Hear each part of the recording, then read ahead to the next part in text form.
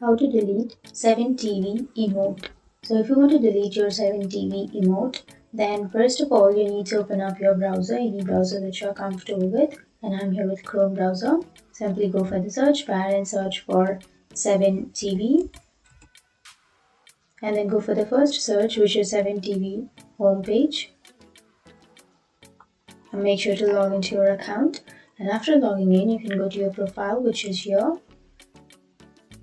And now here you will have your emotes, right?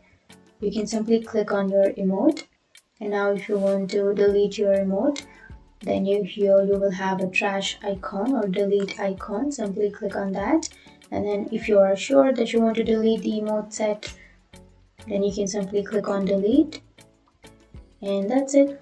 That's how you delete your emote. And if you have any questions, feel free to comment below. Thanks for watching.